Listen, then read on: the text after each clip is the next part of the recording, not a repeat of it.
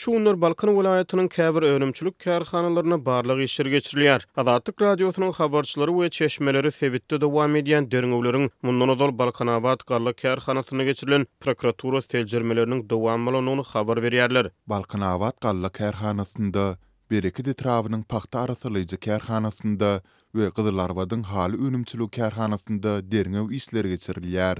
Diýip ýagdaýdan habarly çeşme 20-nji dekabrda Azatlyk radiosynyň habarçysyna maglumat berdi. Derňew işlerini geçirýän döwlet edaralary barada jekme-jeklik ýok. Ýöne çeşmeler derňewçileriň Aşgabatdan iwerlendigini aýdýarlar. Ýakyna Balkanabad garly kärhanasyna geçirilen derňewleriň prokuratura edaralary tarapyndan geçirilenligi ma'lum bolupdy. Ýa-da döwlet telewizionyny 8-nji dekabrda korrupsiýa jinayetlerine aýplanýan birnäçe resmini görkezdi. Resmi habarda Balkanabad garly kärhanasynyň başlygynyň garamagynaky bir işgär bilen dil döwüşip garly önümlerinden bir kanun un we kepek öndürenligi hem de olar bir kanun satmakda aýplanýanlygy aýdyldy. Azatlyk radiosynyň çeşmeleri sebit kärhanalaryna derňew işleriniň dowam edýänligini habar berýärler. Bu barlylar hinis utormady.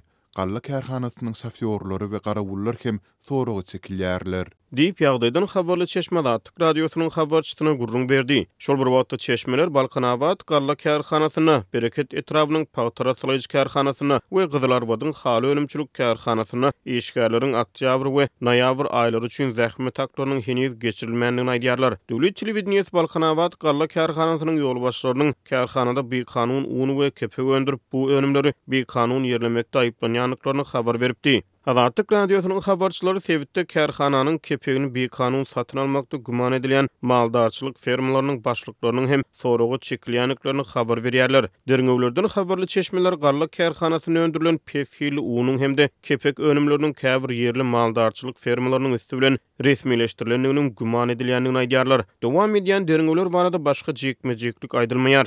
Ýöne ýagdaýdan habarly çeşmeler vilayatdaky maldarçylyk fermalarynyň döwlet bahasyndan kepek satyn almak mümkinçilikleriniň bardygyny, şeýle mümkinçilikleriň kä halatlarda ýerli häkimetler tarapyndan pul ýuwmak ýaly bir kanun işleri üçin ulanylýanyny aýdýarlar. Azatlyk radiosy Balkan sebitiniň käbir önümçülük kärhanalaryna dowam edýän barlyklar barada vilayat häkimliginden tesbir alyp bilmedi. Bu aralykda Azatlyk radiosynyň habarçylary awaza fiýahatçylyk zolugyna ýerleşýän käbir mehmanhanalarda, şeýle-de balyk hojalygy pudugyny degişli bir ýerli kärhanada 3 we 6 aý aralygyna zähmet hakyny alyp bilmeýän işgärleriň bardygyny habar berýärler. Ýerli resmiler we kärhana ýolbaşçylary sebitiň käbir önümçülük kärhanalaryna işgärleriň aýlyk haklarynyň gijikdirilmegi we munyň mümkin bolan sebäpleri barada köpçüliklerin habar beriş terişlerine resmi beýanat bilen çykyş etmeýärler.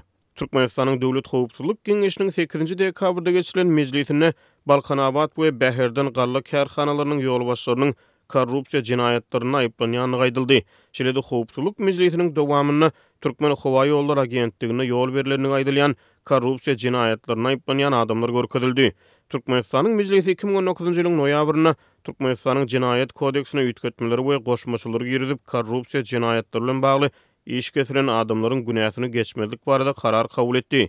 Ýöne 2022-nji ýylyň iýulyna jinayet kodeksine nowatdaky gedek üýtgetmeler we goşmaçylary girizilip korrupsiýa bilen bagly iş getiren adamlaryň günäsiniň geçilmezligi barada 3 ýyl ozal kabul edilen karar ýatyryldy.